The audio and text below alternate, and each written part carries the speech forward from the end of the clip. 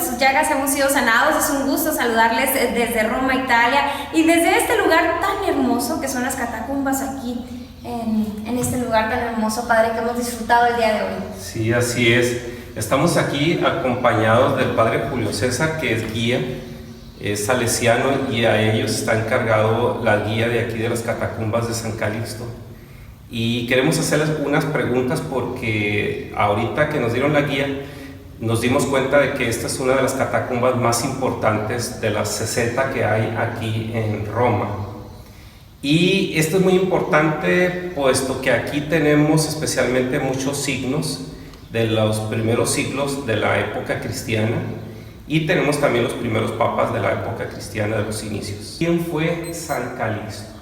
San Calixto, en primer lugar, era un joven que era parte de una banca que dependía de un señor llamado, de un señor hebreo, cuya banca va en bancarrota. Le echan la culpa justamente a Calixto, que era como hoy día podemos decir el contador, y por ese motivo lo van a mandar expulsado a un lugar llamado Cerdeña, que es una isla que está al fondo de lo que sería Italia. Allí va a ser condenado a las minas de Cerdeña, lo que serían los trabajos forzados. Gracias al Papa Seferino, que va a estar hasta el año 197, lo va a hacer traer directamente aquí gracias a la colaboración de Marcia, que sería la concubina del emperador llamado Cómodo. Lo va a hacer traer aquí lo va a colocar como diácono y lo va a hacer responsable de este lugar. En el año 220 muere el Papa, que era el Papa Seferino, y va entonces a asumir el Papa Calixto en este caso. Va a ser delegado directamente como Papa, siendo el diácono. En ese caso entonces va a estar 2 años trabajando mucho por la iglesia, y hay un problema muy serio que es el tema de los lapsi, es decir, aquellos que habían apostatado entre los primeros cristianos pero quieren retornar a la iglesia. Ahí entonces Hipólito, entre otros, Novaciano, Tertuliano, se oponen porque son muy duros con las personas que habían apostatado. El Papa es mucho más blando, procura que la gente haga su penitencia y retorne directamente a la iglesia. Eso significa toda una revuelta. En un momento entonces, mientras el Papa Calixto está celebrando la Eucaristía, lo van a tirar por la ventana de su casa, lo van a apedrear y lo van a tirar dentro de un pozo. Como no lo podían traer hacia aquí por toda la revuelta que se había suscitado, lo van a llevar a un cementerio llamado de Calepodio, que correspondía a un sacerdote sobre lo que es la vía Aurelia antigua, y allí lo depositan. En el siglo IX va a ser trasladado nuevamente a lo que era el lugar donde él había sido matado, martirizado, y lo coloca en la iglesia que actualmente lleva el nombre de Santa María in Trastevere. Allí están lo que sean los huesos de Calixto. Al no poderlo traer aquí, queda directamente en ese lugar, pero el nombre, por todo lo que él hizo, que organizó toda esta estructura, lleva justamente las catacumbas de San Calixto. Está bien. Les decía, ahorita les comentaba que aquí tenemos los primeros símbolos cristianos, que no fue propiamente una cruz como la que hoy tenemos, sino que hubo otros antes que la cruz. Y en este caso tenemos aquí al Buen Pastor, que es una copia de una original que estuvo aquí en esta catacumba. ¿Qué nos puede decir de eso, Padre? Les puedo decir lo siguiente: aquí podemos observar que Jesús está vestido a la usanza romana. Jesús nunca vistió así, porque el origen de esta estatua es un origen pagano que venía de las sectas llamadas sectas mistéricas. Los cristianos van a asumir en este caso la figura, dándoles un contenido directamente bíblico, porque encontramos tanto en el Antiguo como en el Nuevo Testamento textos que refieren directamente a lo que sería el Buen Pastor. Recordamos, por ejemplo, 12, el capítulo 10 del Evangelio de San Juan, donde el mismo Jesús se autoproclama Buen Pastor. O capítulo 15 del Evangelio de Lucas, dice que Jesús deja las 99 ovejitas para buscar la que se había extraviado. Toman esta figura y la colocan directamente al centro de lo que es la fe también de cada uno de ellos. El tema de la cruz, al haber sido un lugar de martirio, de muerte, era considerado un símbolo no cristiano. hasta que en el siglo V se va a asumir directamente agregándole a esa cruz lo que sería una corona de laurel, expresando que a través de la cruz, donde Jesús nos regala la redención y el perdón de Dios, Él va a resucitar, como todos resucitaremos también nosotros. De allí entonces se comienza a venerar. Tiempo antes de ese periodo, Santa Elena, la madre de Constantino, va a traer todo lo que encuentra en Jerusalén aquí a Roma y lo va a depositar en una basílica llamada justamente Santa Croce en Jerusalén, es decir, la Santa Cruz de Jerusalén, aquí colocada. Allí se conservan algunos restos, incluso los clavos, supuestamente que habrían sido también de Jesús. Sí. Aquí podemos pasar a ver unos símbolos que tienen que ver precisamente con la fe, ¿no? Aquí podemos ver el buen pastor que veíamos recién enseguida. Aquí podemos ver lo que se llama la orante, una imagen también de corte pagano que va a ser asumida por los cristianos.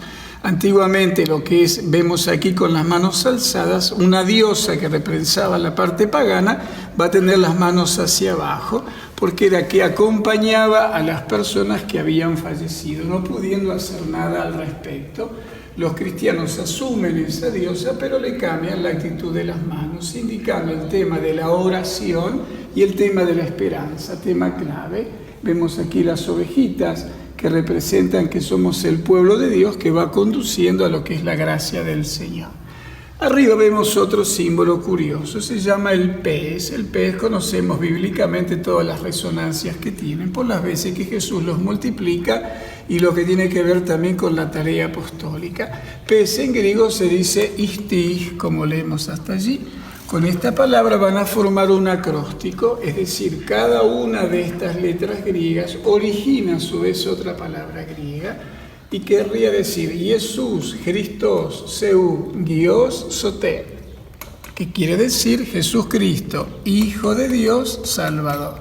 Elemento importante para poder identificar la gracia de Dios y la presencia de Jesús en la vida de la primitiva comunidad.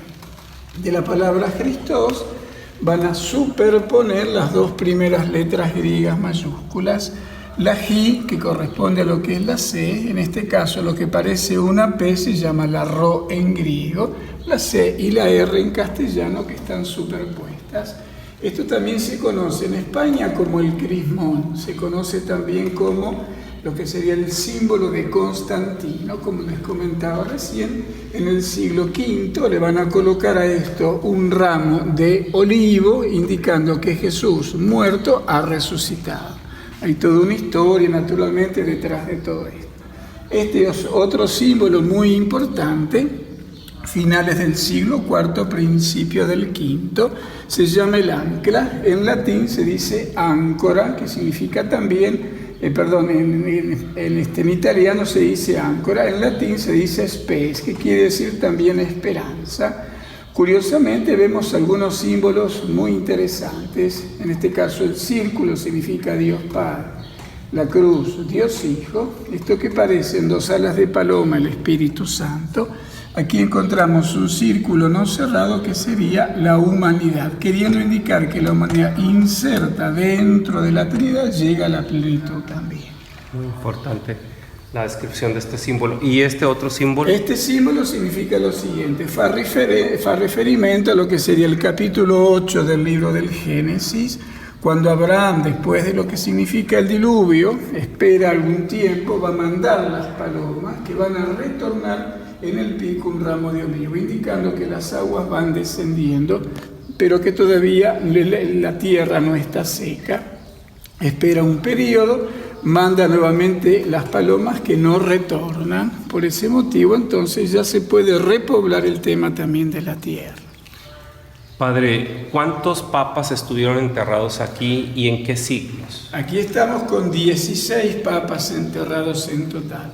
Primero es el Papa Seferino, que está enterrado, como les comentaba, en otra de las estructuras, como vemos aquí. Y el último va a ser el número 16, va a ser el Papa llamado San Dámaso, 366-384, va a estar a cargo de lo que es la iglesia. En el medio de estas personas hay dos papas que estarían colocados en Santa Priscila, que sería otra de las catacumbas que también nace juntamente con la que está aquí al lado, que se llama San Sebastián, y con esta las primeras catacumbas que van naciendo aquí en el suelo romano.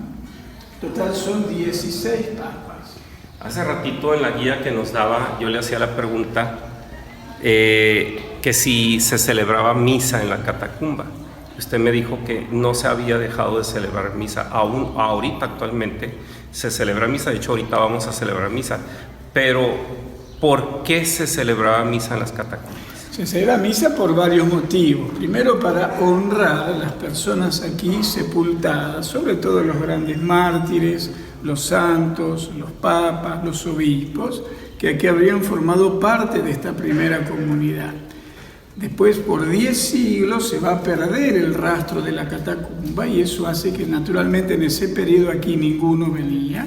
1849, ese señor llamado Esteban de Rossi, Juan Bautista de Rossi, va a encontrar lo que sería esta catacumba y comienzan las distintas excavaciones. 1858 se comienzan a visitar estos lugares.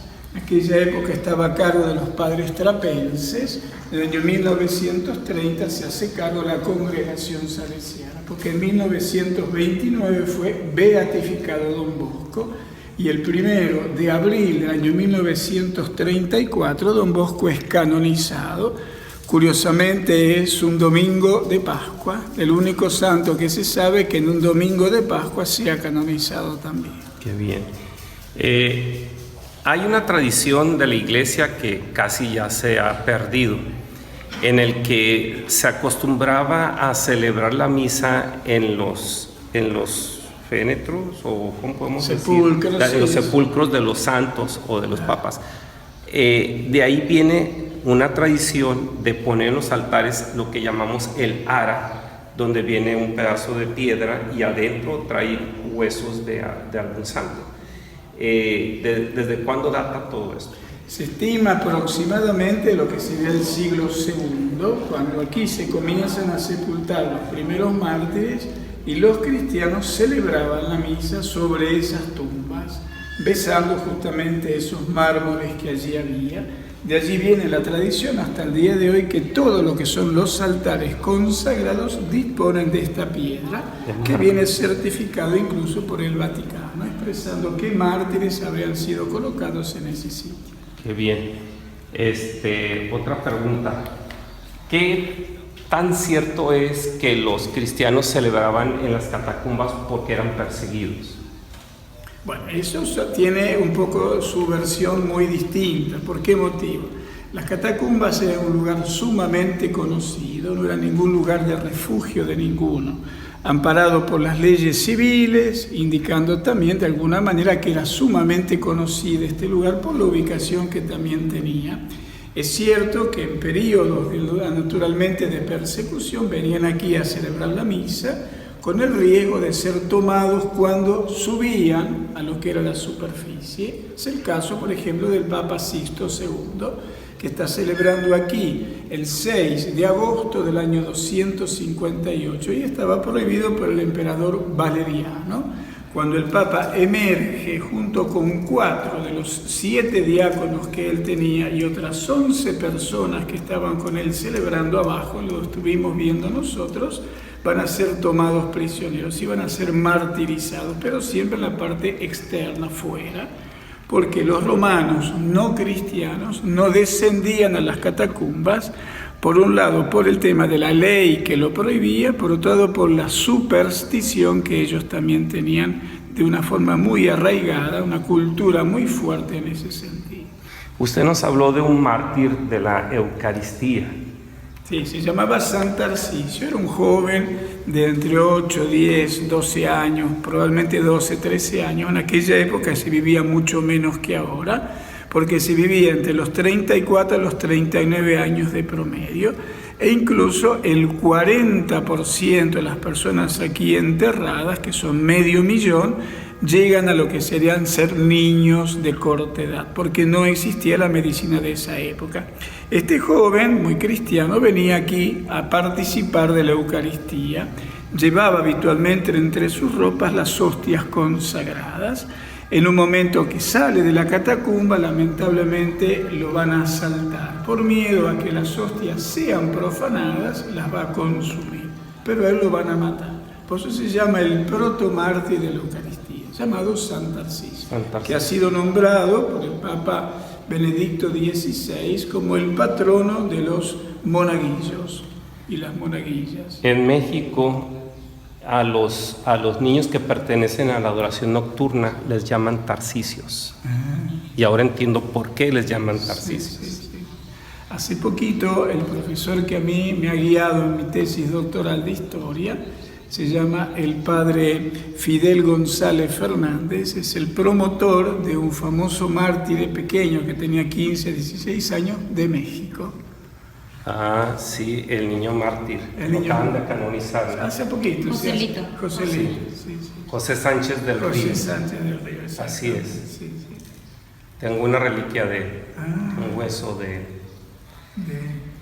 Pues esta entrevista es para dar a conocer a todos los que nos están viendo en la página de Por Sus Llagas qué importante es la historia y cómo desde un punto de vista histórico adquiere fundamento también nuestra fe, no solamente desde la fe, sino también desde la historia, desde la arqueología y desde los monumentos históricos que están hablando por sí mismos la etapa que ha tenido histórica la Iglesia desde sus inicios aquí en Roma, especialmente aquí, y cómo los símbolos cristianos que se nos hacen tan comunes en nuestras parroquias, en nuestros altares, no sabemos dónde iniciaron ni qué significan, pero aquí con la explicación que nos ha dado el Padre, creo que esto les va a enriquecer mucho en su conocimiento a todos aquellos que nos están viendo ahorita.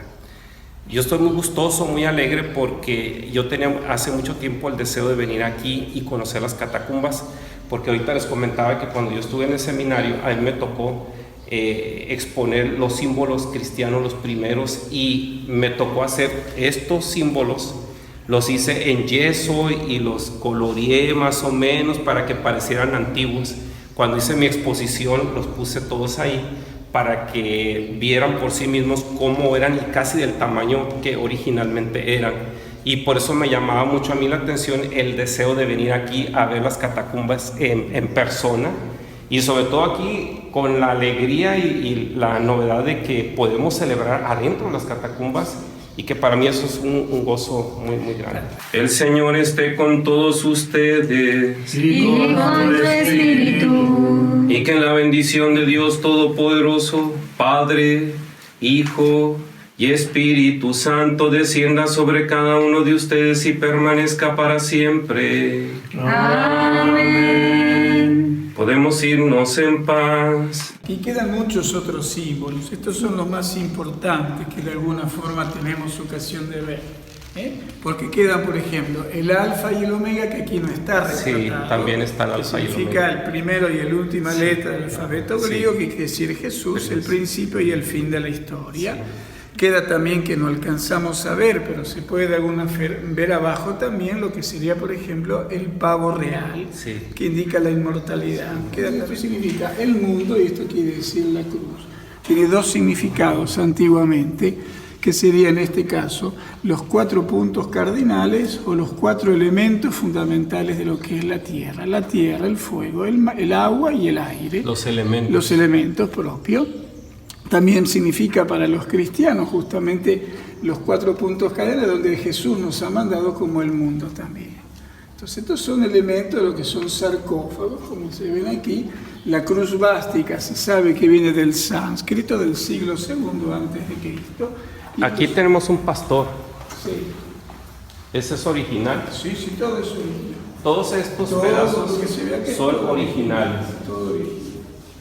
Así podemos ver lo que es el buen pastor, esas especies de curvas, indica, esa es la orante, ese es otro símbolo que se llama la orante, como veíamos también allí. Están también, vamos a ver, estos serían parte de un sarcófago de un niño, Vamos a encontrar también, allí podemos observar los Reyes Magos. Aquí lo pueden observar. Estos son los Reyes Magos. No lo había visto. Aquí está.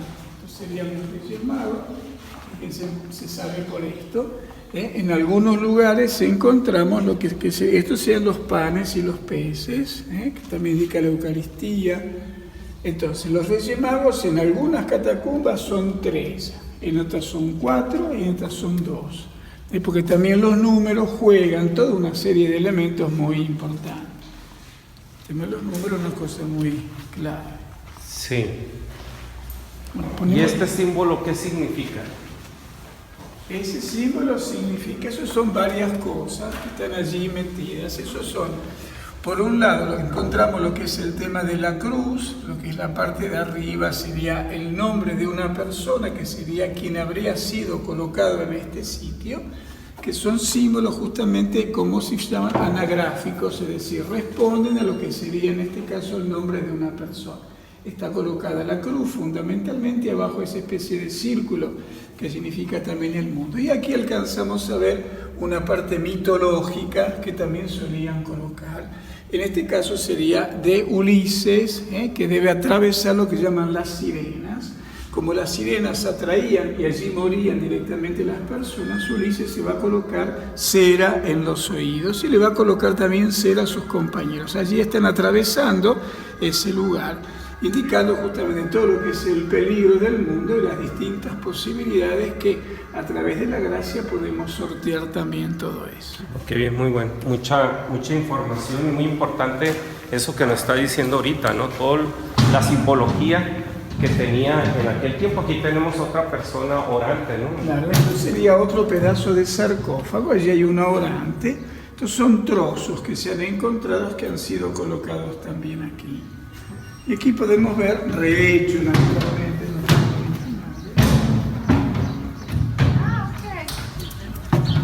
No son originales. Aquí vemos lo que sería la nave, que quiere decir la iglesia, con lo que son las personas también. Allí vemos un Cristo buen pastor, la orante, el alfa y el omega. Y aquí alcanzamos a ver la palabra Jesús. Fíjense en ustedes, acá encontramos lo que serían, como decíamos recién, Istih.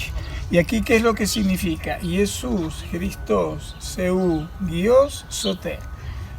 Con la palabra Christos que nace de aquí lo podemos observar, van a superponer las dos primeras letras, estas dos, formando lo que se llama el crismo, ¿no? Lo que también se llama el símbolo constantiniano. La historia dice que Constantino, antes de la famosa batalla del puente Milvio, que tuvo lugar el 28 de octubre del año 312, va a recibir como una especie de sueño, ¿no? Se aparece Jesús y le dice: con este símbolo vas a vencer a Licinio, que era su primo.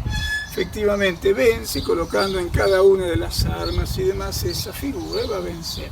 Al año siguiente, el 11 de febrero del año 313, va a dictar lo que se llama el famoso Edicto de Tolerancia, mal llamado Edicto de Milán, porque fue fundado directamente en Nicomedia. Pues muchas gracias, Padre, por habernos dado toda esta explicación que es muy rica y que es muy importante para nuestra iglesia, y sobre todo para que la gente sepa un poco más sobre los símbolos que hay y el origen, dónde están, y cómo eso enriquece y nos hace enorgullecernos de que nuestra iglesia tiene una historia atrás y que se cuenta a través de los monumentos, como en este caso, ¿no? Como en otros casos a través de documentos, pero en este caso es a través de monumentos y de arqueología. Muchas gracias. Bueno, un gran saludo a todos los integrantes de este hermoso movimiento, de este grupo. Que el Señor los bendiga, sobre todo a través de la Virgen de Guadalupe, que algún día espero poder conocer y sentir muy cerca el corazón también de ustedes, que siempre son muy generosos con la iglesia, con el mundo y sobre todo con Jesús. Que Dios los bendiga a través de sus llagas y de su vida y de su muerte, y les conceda siempre la santidad de la vida.